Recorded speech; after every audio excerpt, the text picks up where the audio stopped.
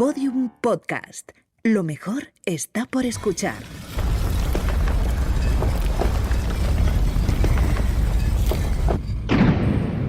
Dentro de la pirámide, con Nacho Ares. Podium Podcast.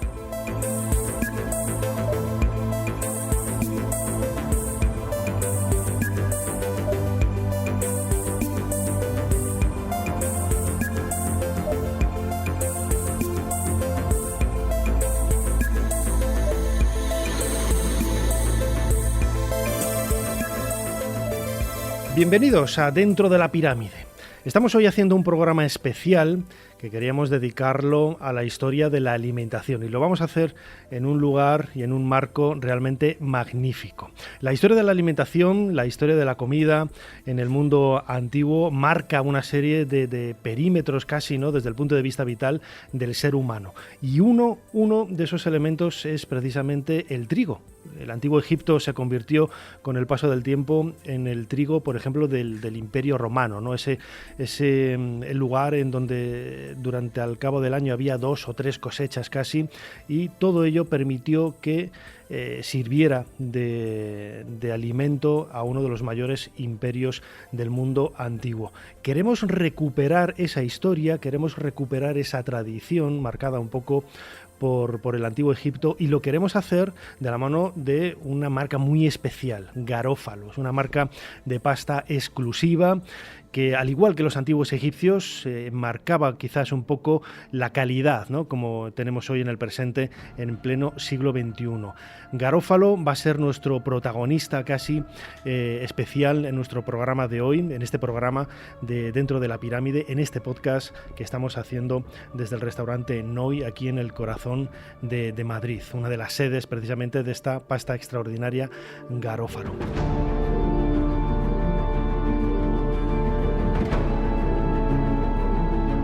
José Miguel Parra, bienvenido a Dentro de la Pirámide. Muchas gracias, Nacho. Hablar de la comida en el mundo antiguo, lo decía yo ahora, ¿no? El trigo, Garófalo, precisamente marca su identidad, ¿no?, en la calidad exclusiva y en una calidad pues bastante única de ese trigo. Los antiguos egipcios eran pioneros, ¿no?, en muchos de los elementos y de los elementos culturales casi, ¿no?, sí, relacionados con el trigo. El trigo era su alimento básico, el trigo y la cebada. Y con eso hacían pan y cerveza, que es de lo que se alimentaban básicamente. Ya sabemos que, bueno, digo cerveza y todo el mundo se echa la mano a la cabeza. Dios mío, los niños comían cerveza, bebían cerveza. No, la cerveza que utilizaban los egipcios o que bebían era sobre todo unas gachas. Gachas con muy poquito alcohol, y luego además tenían cerca de 20 tipos. Pero eso ya era diferente. Bebida para los amigos, bebida extranjera, cerveza fuerte, cerveza ligera, cerveza con dátiles para darle un poco más de contenido alcohólico. Pero básicamente lo que hacían era comer unas gachas muy ligeritas de agua y pan. Fíjate, estamos hablando en este podcast especial de Dentro de la Pirámide, hablando de la comida, de la alimentación en el mundo antiguo, en este caso en Egipto, y gracias precisamente a la conservación del país, las condiciones geográficas, esas temperaturas de calor, esa sequedad por el desierto, ha permitido que incluso hayan llegado hasta nosotros platos como si se hubieran preparado el día anterior, secos, pasados desde luego, pero como si hubieran sido realizados el día anterior. Bueno, ya conocemos a Egipto sobre todo por su cultura funeraria, y parte de esa cultura funeraria era las ofrendas. Y las ofrendas de comida eran básicas. Bueno, los egipcios necesitaban alimentar el Ka, que es una de las partes vitales del ser humano, de los 5 componentes del ser humano, y por eso le hacían esas ofrendas y las exponían delante de esas mesas, delante de la estatua del difunto en la tumba, y hemos tenido la suerte de encontrar algunas, y eso nos ha hecho darnos cuenta de que los egipcios comían, pero comían muy pobre. No eran lo que se dice grandes gastrónomos. Cocinaban, hacían algunos guisotes y sobre todo comían asados, poco más. No sabemos si con mucha o poca sal, y con algunos condimentos como el comino, el ajo, ese tipo de cosas, ¿no? Pero la comida que hemos visto incluso en tumbas intactas es eso: panes de varios tipos, algunos pasteles y bueno, pues eso, asados sobre todo, poco más. Fíjate, nosotros tenemos conocimiento no solamente desde el punto de vista arqueológico de ese legado cultural, de ese legado culinario del Antiguo Egipto, sino también de algunos textos de autores clásicos que han llegado hasta nosotros. Uno de ellos, por ejemplo, es Heródoto, ¿no? El padre de la historia, quien en su libro segundo habla también de cómo era la alimentación y lo importante, ¿no?, que era para los antiguos egipcios, porque ellos entendían que según el tipo de alimentación se podían padecer unas enfermedades u otras. Ellos ya eran muy conscientes de todo ello. Vamos a escuchar, si te parece, José Miguel Parra, egiptólogo, el fragmento de ese texto de Heródoto en donde se nos habla de la comida en el Antiguo Egipto. Se purgan 3 días consecutivos cada mes, tratando de mantener su salud con vómitos y lavativas, pues creen que a los hombres todas las enfermedades les vienen de los alimentos que constituyen su sustento. Consumen además panes que hacen de espelta y que ellos denominan kilestis, y habitualmente toman un vino hecho de cebada, ya que en su país no tienen viñas. También comen pescados, bien secados al sol y crudos, bien adobados en salmuera, y aves. Se comen crudas, previamente adobadas en salmuera, las codornices, los patos y las aves pequeñas. Todas las demás especies de aves o peces con que cuentan, excepto los que consideran sagrados, se las comen, por lo general, asadas o cocidas. Por cierto, que en los festines que celebran los egipcios ricos, cuando terminan de comer, un hombre hace circular por la estancia en un féretro un cadáver de madera, pintado y tallado en una imitación perfecta y que, en total, mide aproximadamente 1 o 2 codos, y al tiempo que lo muestra a cada uno de los comensales, dice: «Míralo y luego bebe y diviértete, pues cuando mueras serás como él». Eso es lo que hacen durante los banquetes.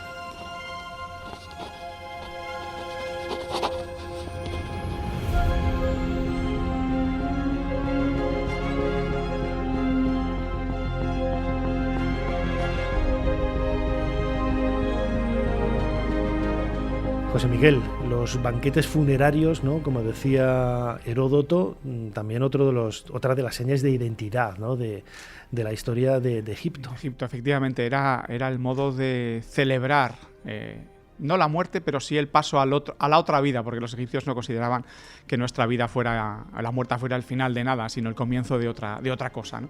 Y lo celebraban con un banquete que se solía preparar en el patio que había delante de las tumbas y en el que participaban hombres y mujeres. Y sobre todo la intención era generar tensión sexual, básicamente, porque la intención era que eso ayudara a nacer en el otro mundo al difunto, ¿no? Y por eso los encontramos, hay imágenes de jovencitas poco vestidas o muy desnudas que daban de beber y de comer a los participantes en estos banquetes, y algunos de ellos textos son muy divertidos porque dicen: estoy seca, dame 20 jarras de vino que me quiero emborrachar, precisamente para generar esa tensión, ¿no?, que no vemos dibujada en las tumbas, pero está constantemente como subtexto. Antes, al comienzo del programa, José Miguel, hablabas de la cerveza. Precisamente la cerveza en el Antiguo Egipto, que había, lo comentabas también, ¿no?, 20 tipos distintos, ¿no? Algunas de ellas incluso hechas con trigo, ¿no?, como las pastas más exclusivas de hoy en día, ¿no?, como garófalo. Fíjate que dentro de esos tipos de pasta, de cerveza que había, porque en definitiva era un poco una pasta, ¿no? La cerveza no era líquida, no era algo fresco, no había claro, neveras, ¿no?, para poder enfriarla, y se convertía un poco también en un tipo casi de pasta, porque era muy densa, ¿no?, la cerveza. Sí, se podía comer con cuchara, digo yo. Francamente, la cerveza incluso era derivada directamente del pan, porque para hacerla lo que hacían era coger agua caliente, desmigar pan a la que había intentado subir la cantidad de contenido que tenía de trigo y tal, y lo que hacían era pues mojarla y dejar que eso fermentara con el calor, y de eso les daba la cerveza. Y ya te digo, hemos dicho que había 20 tipos de cerveza. Algunos de ellos sí tenían bastante alcohol, sobre todo cuando les echaban frutos, porque con eso aumentaba el nivel de azúcar, pero sobre todo pues lo que tenían era ¿cómo te diría?, una cultura de ese trigo, ¿no? Era básico para ellos. Y lo interesante es que nos encontramos con que esa cerveza siempre ha sido el elemento básico de la alimentación de los egipcios. Eso, y se utilizaba incluso como pago. Los egipcios no tenían moneda y lo que utilizaban era el pago de raciones. Se calculaba la ración podía ser 1 kilo de cebada, 1 kilo de trigo y 2 jarras de cerveza, y eso era el pago que recibían. Entonces, dependiendo de tu categoría, recibías más o menos de esas raciones. Entonces, al final, evidentemente, un gran sacerdote, un sumo sacerdote, no se iba a casa con 200 jarras de cerveza. Eso lo cambiaba por más, pero digamos que utilizaban la cerveza incluso como el trigo como elemento de cuenta. Uh-huh. Incluso me estoy acordando ahora que en muchos textos funerarios, textos funerarios no de la literatura, sino textos en jeroglífico que aparecen grabados sobre las puertas falsas, aparece siempre una descripción de lo que el difunto tiene delante de sí en esa mesa de ofrendas, ¿no? Y vamos a ver en jeroglífico pues tantas cabezas de ganado, tantas cabezas de ocas, tantas lechugas, y se habla de las jarras de cerveza, ¿no? Como un elemento tan imprescindible, por así decirlo, para poder continuar la vida en el más allá. Si te parece, vamos a escuchar a Esther Pons. Esther Pons es la directora del Departamento de Antigüedades Egipcias y del Próximo Oriente del Museo Arqueológico Nacional, buena amiga, y hemos tomado este fragmento de una conferencia que ella dio en el Museo Arqueológico Nacional, precisamente en el MAN, sobre la cerveza, donde habla un poco de esos tipos, de esa fabricación, de esas curiosidades que hay alrededor de ella. Y la bebida principal iba a ser la cerveza, que ya Heródoto nos dice que es sana, fresca, etcétera. Bueno, pues los egipcios, al parecer, entre comillas, no sé tampoco si es cierto, inventaron la cerveza a su manera, ¿no? Pero por eso digo, entre comillas, pues la cerveza la hacían de cebada o la hacían de trigo. Sabemos que había diferentes tipos de cerveza, desde la clara hasta la oscura, pero lo que no sabemos es si ese tipo de cerveza lo utilizaban para determinados ritos o determinados actos sociales, ¿no? En este caso, por ejemplo, en esta tumba de Antef, el personaje que ven aquí se queja de que los dátiles que le han dado, porque la cerveza también mezclaban con dátil, bueno, pues que lo que le han dado, los dátiles están tan secos y son tan malos que no sirven para nada. Bueno, pues se está quejando, pero ahí está el pobre trabajando, ¿no? Estas escenas de las maquetas, que son en el fondo muy parecidas las primeras a lo que hacían con el trigo, lo mismo, porque hay un momento en que sí que lo cambian, pero la forma los primeros pasos son los mismos, ¿no? Pero una vez habían hecho la cerveza, parece que la probaban. Bueno, aquí está con esta especie de tubitos. Realmente tomar la cerveza a tubitos, igual que a pajita, lo hemos probado todos, y en fin, como la cabeza como que se te va, ¿no?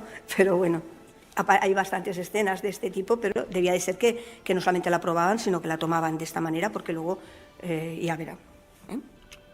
En esta tumba, en la tumba de Ti, es quizás la más completa para hablarnos de la cerveza, pero aún así, de la elaboración, pero aún así no tenemos todos los datos de cómo se elaboraba, cómo trillaban, cómo amasaban, etcétera, sí, pero ya no sabemos un poco cómo lo fermentaban, hasta dónde llegaban con esa fermentación, etcétera. Ese paso no lo tenemos, a pesar de la importancia de la cerveza.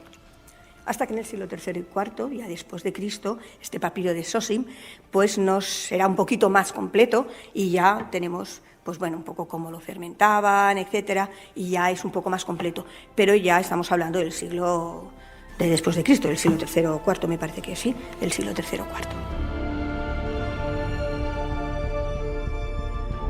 Dentro de la pirámide, con Nacho Ares, Podium Podcast.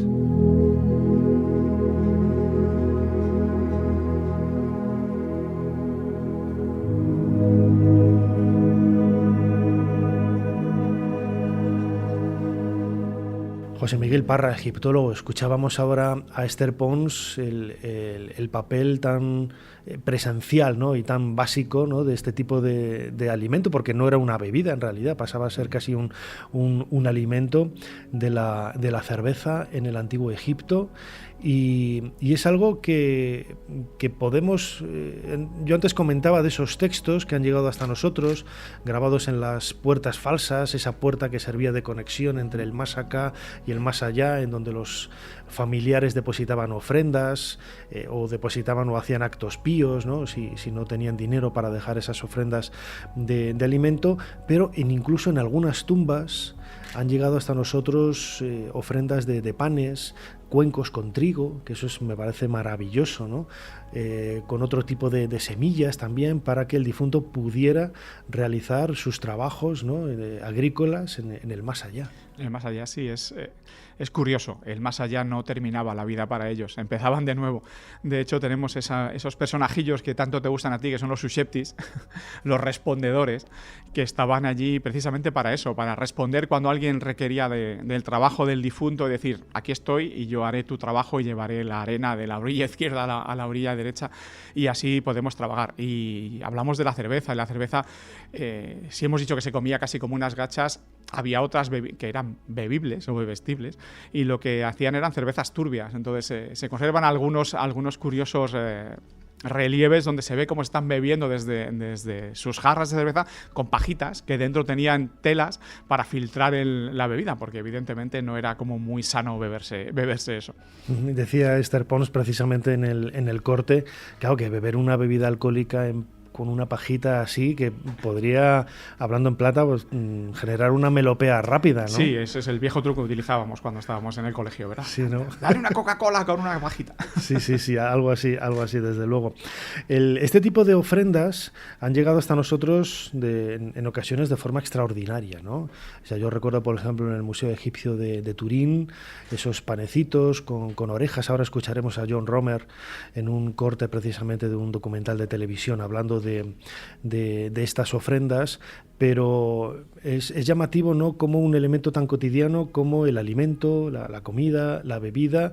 Claro, el último paso que había que todos tenemos que realizar de forma ineludible, ¿no?, al final de nuestros días, querían perpetuarlo, ¿no?, en el más allá, y esa es la razón por la que no solamente se llevaran alimentos, sino también muebles, telas, juegos, ¿no?, para pasar el tiempo. Efectivamente, su vida allí era importante.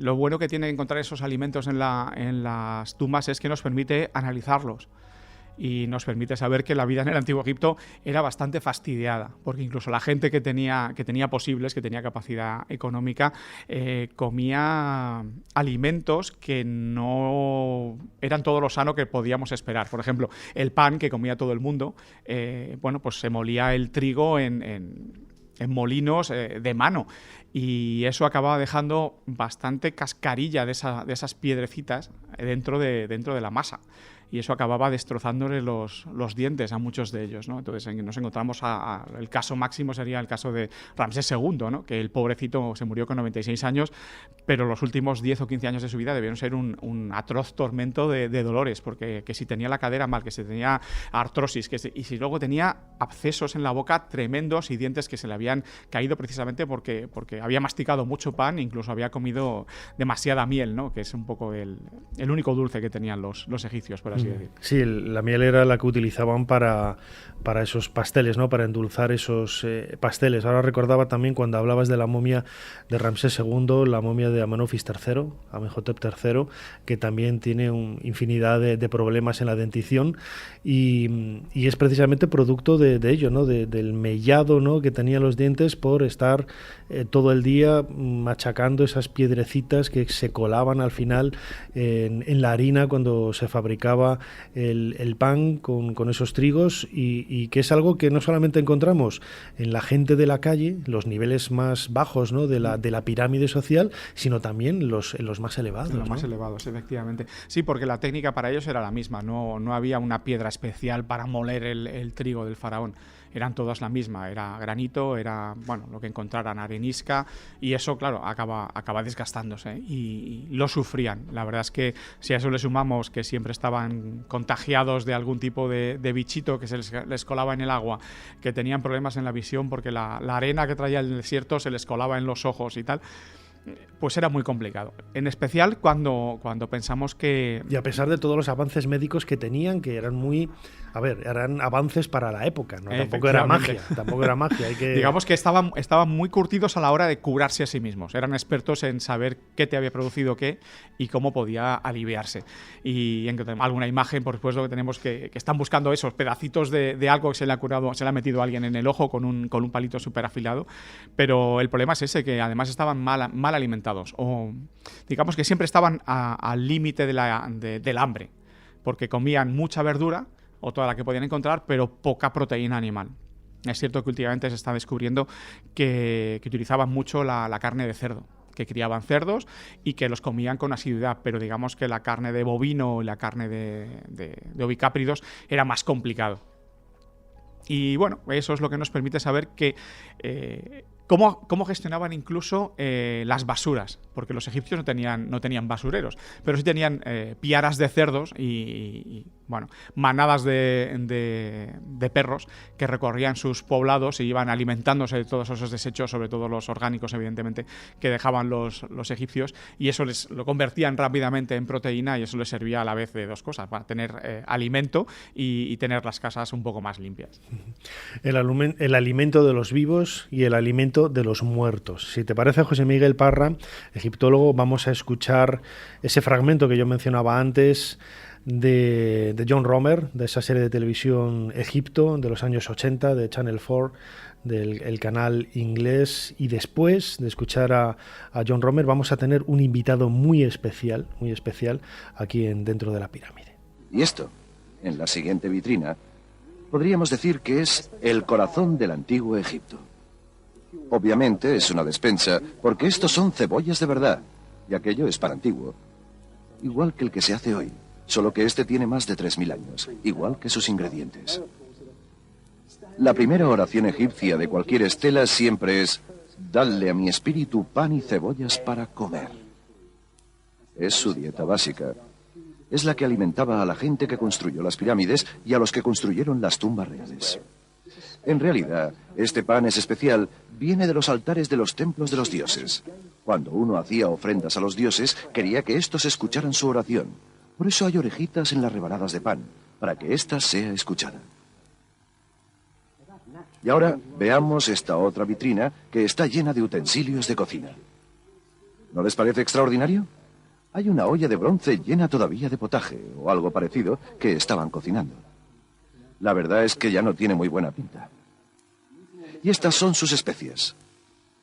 Sus dátiles, sus pasas, su ajo. Toda la comida servida para su espíritu, dispuesta en pequeños cuencos traídos directamente de su casa. Desde luego, una vez muerto, hubiera sido una lástima dejarle ahí. Por eso, está en su tumba. Aunque esto es solo una pequeña parte, diríamos que es el jornal de los aldeanos, porque esto es lo que se les pagaba y es como un gesto simbólico en la tumba. Este es el grano del rey, que cada mes los burros cargaban sendero arriba para los que hacían las tumbas reales, y que era parte del salario de estos hombres.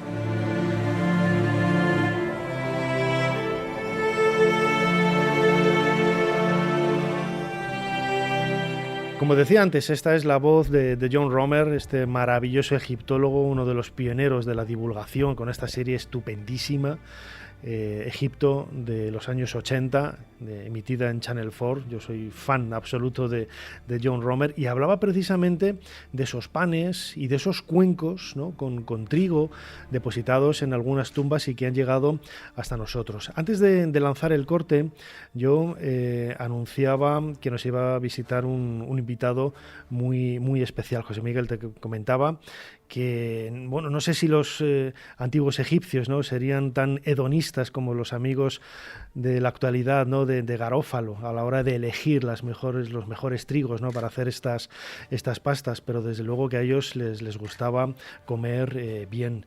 Gianni Pinto, bienvenido a Dentro de la Pirámide. ¿Qué tal? ¿Cómo estamos? ¿Cómo te sientes dentro de la pirámide? Maravillosamente, es Muy mi bien. mundo.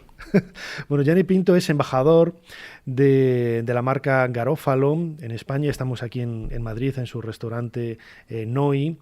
Y lo comentábamos antes de comenzar la grabación de este podcast. Es curioso, ¿no?, que muchos ingredientes a lo largo del Mediterráneo, como el trigo, las legumbres, en definitiva el trigo, pues acaba, lo hablábamos con José Miguel, acaba haciéndose una pasta, ¿no?, casi para la cerveza y otros elementos de la cocina, pero los ingredientes básicos han cambiado muy poco, ¿no?, en la historia de la cocina. Han mejorado gracias a la tecnología. Sin embargo, es decir, el trigo, que es un elemento que tenemos de hace miles de años, siempre ha estado ahí. Y ahora, gracias a los procesos mecánicos industriales, se consigue tener un trigo perfecto. De ahí la pasta de calidad. Ahora mismo, a la hora de comprar pasta, ya sabemos qué tipo de pasta compramos, ¿no? Una pasta buena o una pasta mala. La pasta buena sabemos el porqué, la pasta mala sabemos el porqué, porque se olvidan muchas veces de focalizar todo el interés dentro de la selección del trigo. Claro. Garófalo precisamente comienza, ¿no?, en el siglo XVIII con esos inicios de saber elegir los mejores trigos.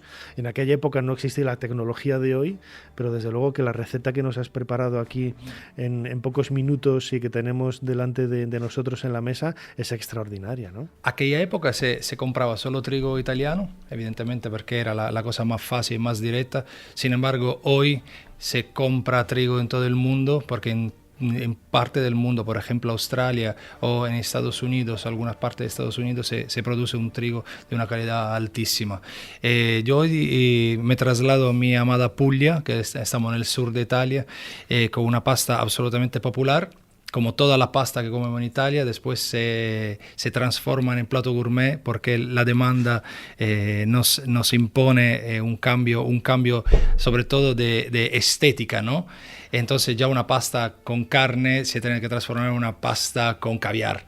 Este es un poco el cambio que estamos viviendo hoy. Sin embargo, me gusta pensar que la pasta que me haría mi madre en este caso es una pasta de sémola de grano duro, cocinada al dente y después mantecada en un fondo de legumbres. Se puede hacer con garbanzos o alubias. Yo prediligo las alubias con un sofrito de ajo, romero, picante y después, por último, si queremos, le ponemos queso o no.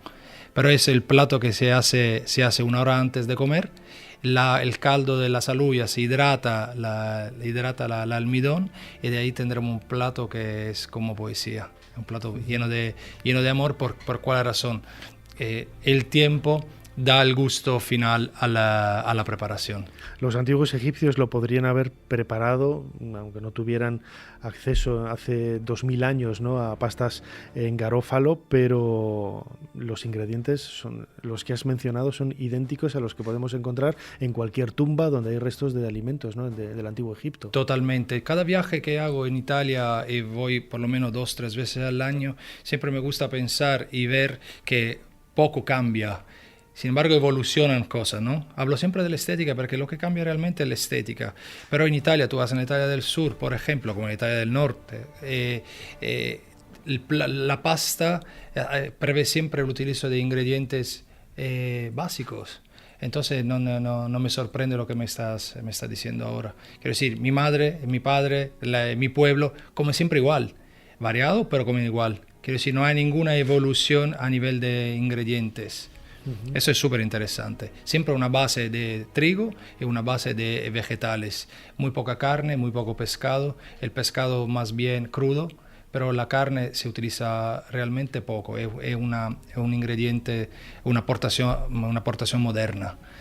Nosotros solemos comer absolutamente 3 veces a la semana pasta con legumbres. Entonces esto es ver que mi madre y mi padre salgan aquí y digan qué pasa, es interesante, sí. Desde luego, no ha cambiado nada, y lo que sí que ha cambiado, que es un poco lo que ha hecho Garófalo en los últimos años, es innovar, ¿no? Innovar y adaptarse a los nuevos tiempos para conseguir esta exclusividad y estos productos de alta calidad. Gianni Pinto, muchísimas gracias por habernos acompañado aquí dentro de la pirámide. A vosotros y buen apetito.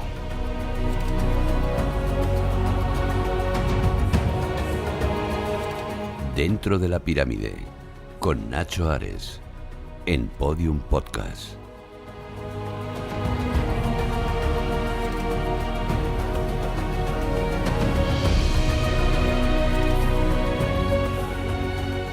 José Miguel Parrá, qué plato nos ha dejado aquí Gianni. Ahora cuando acabemos el podcast vamos a dar buena cuenta de ello, de esta pasta, que fíjate, yo estoy todavía por ver, porque hace unos meses apareció, ¿no?, los restos de la primera fábrica de cerveza en Abidos, ¿no?, desde hace casi 5.000 años, ¿no?, del 3.000 antes de nuestra era.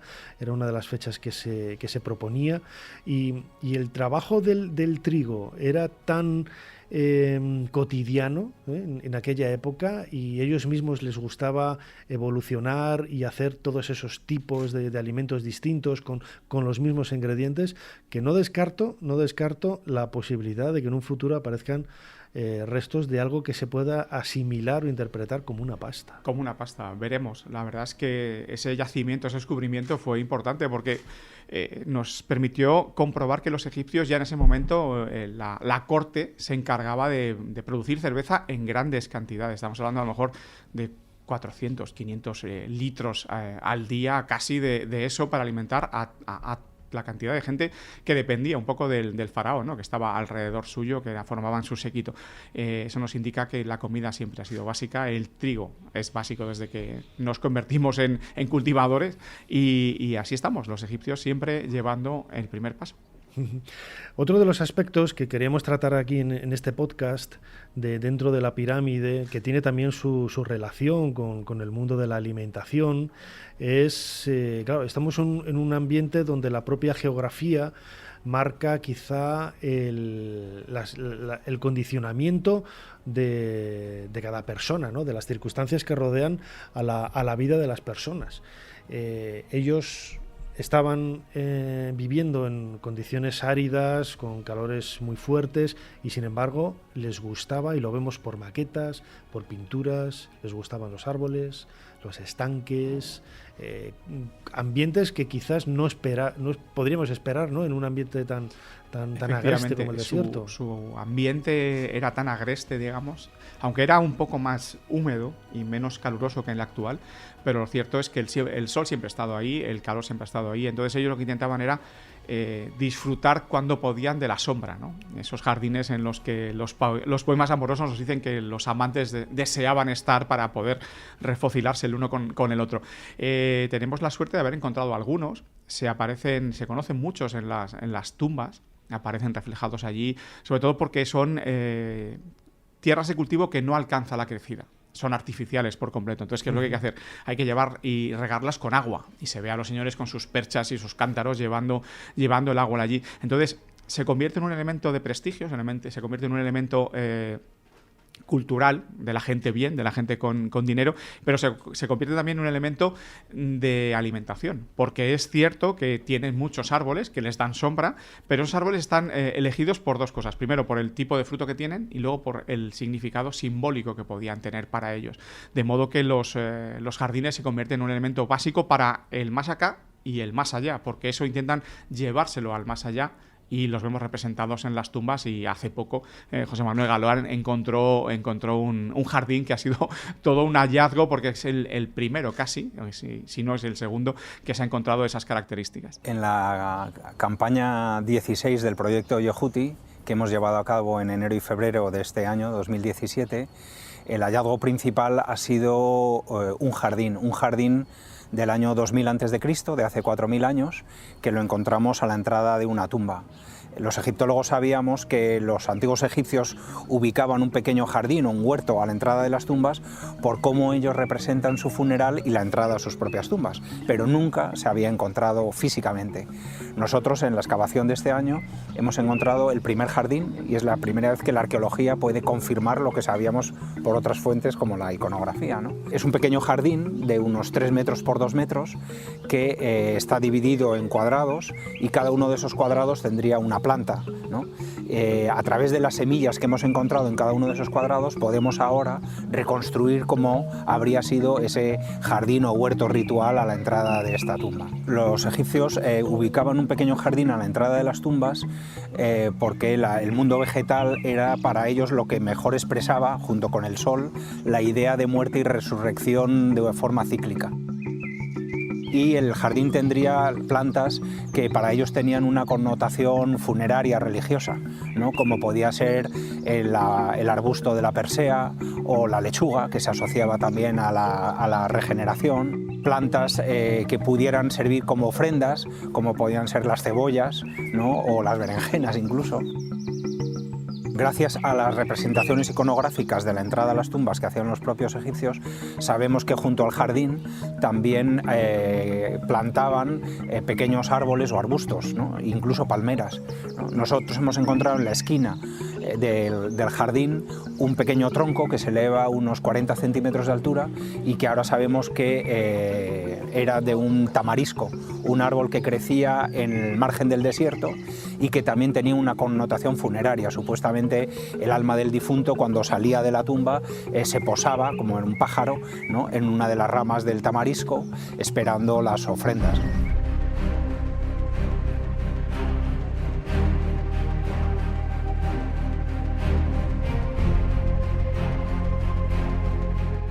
José Miguel Parra, escuchábamos a nuestro común amigo, tú lo anunciabas, José Manuel Galán, director del proyecto Yehuti, en la tumba de este funcionario, de este alto funcionario de la reina Hatshepsut, hacia el año 1450, grosso modo, antes de nuestra era, en donde apareció frente a una de las tumbas que están trabajando en ese patio grande donde están realizando las excavaciones, un jardín que es en realidad una especie de tablero, de damero, en donde cada una de esas cuadrículas tiene una planta determinada, ¿no? Y ahí han aparecido algunas de las plantas que no solamente servían como alimento en el más allá, sino que también muchas de ellas tenían su propio significado mágico, ¿no? Por eso que comentabas de ese elemento funerario para continuar la vida en el más allá. Sí, la verdad es que no llegamos a saber exactamente qué significado tenía para ellos cada planta, pero para que los oyentes tengan una idea, imaginemos el nenúfar. Bueno, el nenúfar lo vemos, qué bonito, flota en el agua, qué bien queda allí en el estanque, pero para los egipcios tenía un significado que iba bastante más allá, porque resulta que ese nenúfar por la noche se hunde en el agua. Cuando desaparece el sol, desaparece y no se le ve, y vuelve a salir cuando amanece. Y eso para los egipcios era el significado perfecto del renacimiento. Por eso aparece siempre en las tumbas, por eso siempre vemos a los difuntos, a los que están oliendo una flor de este tipo, o le están ofreciendo este tipo de plantas, precisamente por eso, porque eso favorece el renacimiento. De modo que eso nos indica que para los egipcios todo tiene utilidad, pero todo tiene un significado que a veces no somos capaces de ver, pero que nos gustaría. Yo creo que lo he comentado en alguna otra ocasión aquí dentro de la pirámide. El hecho fue un detalle que me contó José Manuel Galán hace mucho tiempo, ¿no? Que la vegetación, las plantas, las flores tienen un contacto muy directo con la vida cotidiana, tanto en el presente como en el más allá, ¿no? Y la razón por la que vemos representaciones, dibujos de procesiones, de oferentes, y algunos de ellos llevan ramos de flores para entregar al difunto, no es tanto como hacemos nosotros en la actualidad, que es un gesto hermoso, ¿no? De dejar unas flores bonitas en recuerdo de nuestros seres queridos, sino que ellos jugaban también con las palabras, ¿no? Ramo de flores, en el egipcio antiguo, en la lengua de los antiguos egipcios, se decía Ang. Ang es el mismo sonido, la misma palabra para decir vida. De ahí que cuando dejaban flores, estaban dejando una ofrenda de vida al difunto, que es algo que hemos heredado nosotros, pero hemos perdido totalmente ese significado, ¿no? Para nosotros es más bien pues es la belleza, un poco lo efímero de lo que es la vida, y nos lo recuerda así. Pero para los egipcios, efectivamente, que eran muy amantes de los juegos de palabras, su lengua lo permite, pues eso, el mismo significado, el mismo sonido, pero escrito de manera diferente, les permitía ofrecer vida. Tenemos un ejemplo muy claro, no solamente en los relieves de las tumbas, sino incluso en un papiro de Ramsés III, donde nos explica la cantidad ingente, inmensa, cientos de miles de ramos de flores que él iba entregando a todos los grandes templos, ¿no? Efectivamente, porque eso significaba darle vida. Y es una de las imágenes más claras que vemos en los templos. Siempre hay un dios que le entrega el signo de la vida al faraón, o el faraón lo está entregando, lo maneja, lo lleva en la mano, y eso nos lleva al mundo de las flores, al mundo de la alimentación, porque si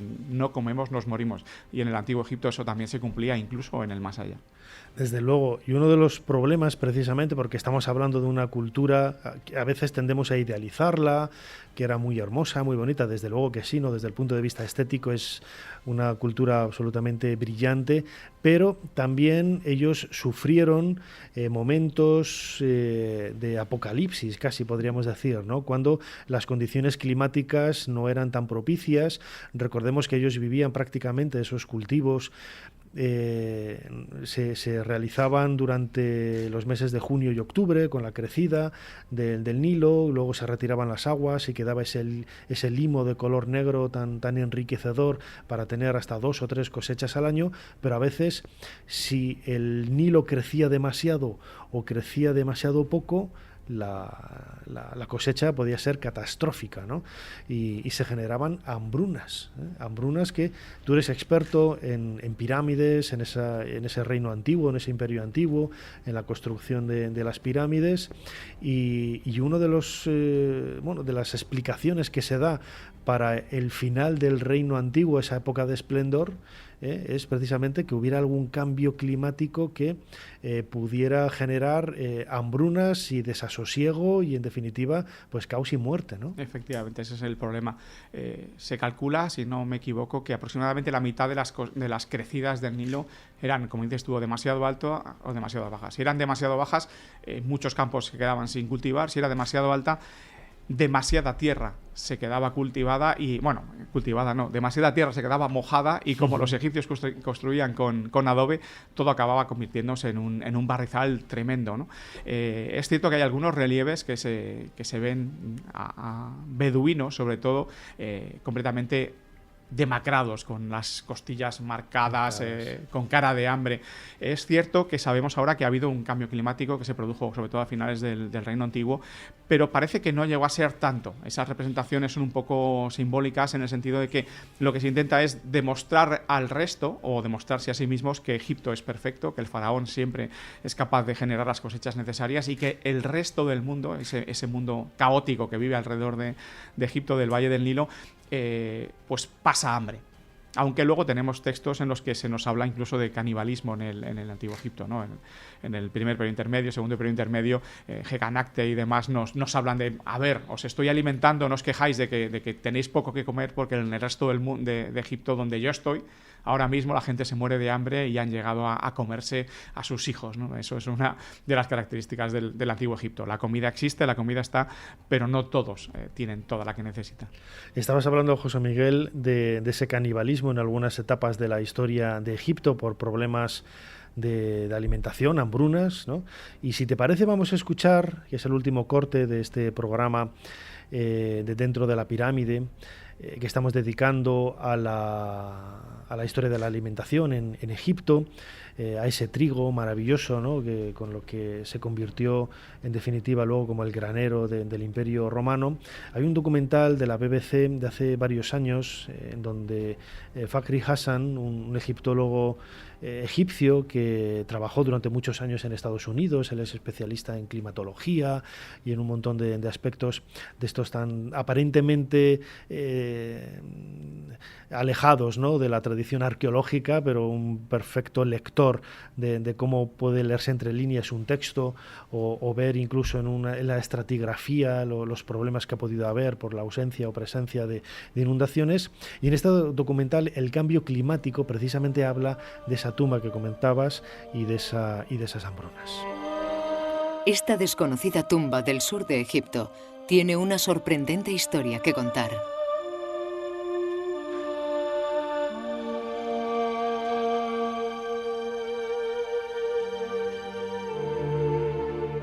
La tumba no pertenece a un faraón, sino a un gobernador local llamado Ankatifi, que vivió justo después del fin del Imperio Antiguo. Para mí fue un descubrimiento increíble. Es una tumba muy importante. Es una de las tumbas más extraordinarias de todo Egipto.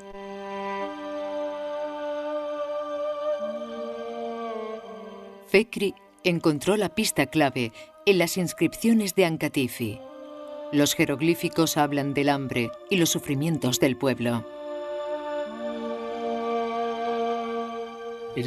Es una voz del pasado que nos ofrece un relato conmovedor de lo que pasó, del horror y el hambre que padecieron hace 4000 años.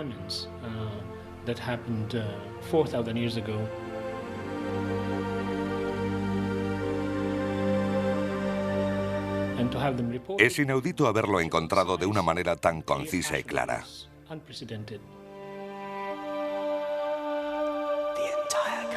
Todo el país se ha convertido en un saltamontes hambriento. Conseguiré que nadie muera de hambre. Hay una sección especialmente conmovedora, donde se relata la desesperación y atrocidades que ocurrieron durante el hambre que asoló el sur de Egipto. Todo el Alto Egipto moría de hambre, hasta tal punto que algunos se comían a sus propios hijos. José Miguel, el mundo de la alimentación en la antigüedad, no solamente en Egipto, nosotros porque somos egiptolocos y nos debemos a ello, ¿no? Pero es fascinante porque te ayuda, es algo tan cotidiano, ¿no? Como este plato que nos ha preparado Gianni Pinto de pasta, pero es algo tan cotidiano que te permite viajar al pasado y ver ese elemento más humano, ¿no? de los habitantes de Egipto pues hace miles de años. Sí, efectivamente. Ver ese pan, aunque esté reseco, en una tumba, ofrendado directamente, lo imaginamos incluso recién cocinado, recién cocido y presentado directamente en la tumba, la verdad es que resulta bastante emocionante. Tú lo ves y dices, Dios mío, se comían eso. Y la verdad es que a veces no tiene un aspecto de lo más atractivo posible, pero cuando te lo imaginas recién hecho, humeante, con sus cominos por encima, con un poquito de cebolla y tal, dices, bueno, pues a lo mejor no estaba tan mal. Pero es cierto que la alimentación siempre es básica porque dependemos de ella para sobrevivir, y cuanto más avanzada es una cultura, digamos que más se preocupa por sus alimentos, ¿no? Por trabajarlos, mejorarlos. Por eso llegamos al punto de los romanos, ¿no? que convirtieron el hecho de comer en un arte.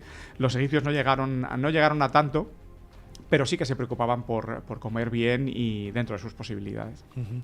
Y además este programa que ha estado en el marco, ¿no? de la historia de la pasta, también del trigo, gracias a Garófalo. Antes hablábamos con Gianni Pinto, embajador precisamente de la marca Garófalo. Hoy en la actualidad los egipcios siguen un poco heredando, ¿no? esa tradición de miles de años con el koshari, que tú y yo hemos comido en las calles del Cairo, muy barato, comprado en puestecillos de la calle, en donde mezclan pasta precisamente, arroz, lentejas, tomate y las sobras del día anterior. Es uno de esos maravillosos platos de aprovechamiento de todo lo que hay en casa, y la verdad es que acaba siendo delicioso. Desde luego que sí. José Miguel Parra, egiptólogo, recomiendo a todos los que nos están escuchando que busquen su nombre, le sigan en Facebook. Es autor de infinidad de libros, muchos de ellos relacionados, como decía antes, al mundo de las pirámides. Acaba de sacar en este año del centenario del descubrimiento de la tumba de Tutankamón una biografía extraordinaria de Howard Carter. No hay que perdérsela, y como siempre, compañero amigo José Miguel Parra, muchísimas gracias por habernos acompañado aquí dentro de la pirámide. Un placer, como siempre.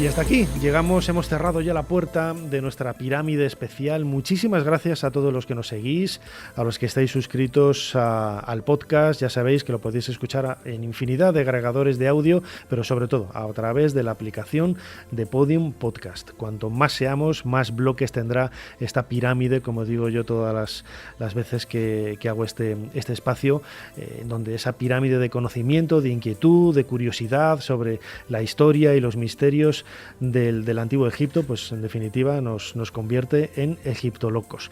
Y yo creo que ser egiptoloco también es algo ser algo bastante exclusivo, ¿no? Único, como la pasta Garofalo que nos ha acompañado en estos minutos de programa, una verdadera excelencia italiana, pasta de calidad y que nos ha hecho viajar en el tiempo, hace miles de años, a la historia del antiguo Egipto, en donde ellos fueron los pioneros en empezar a cultivar ese trigo tan espectacular que en la actualidad, pues casi 5.000 años después, empresas como Garofalo lo utilizan para fabricar y hacer esta pasta tan extraordinaria. Como siempre, soy Nacho Ares y no me queda más que daros las gracias por estar aquí y nos seguimos escuchando dentro de poco aquí, dentro de la pirámide. Hasta pronto.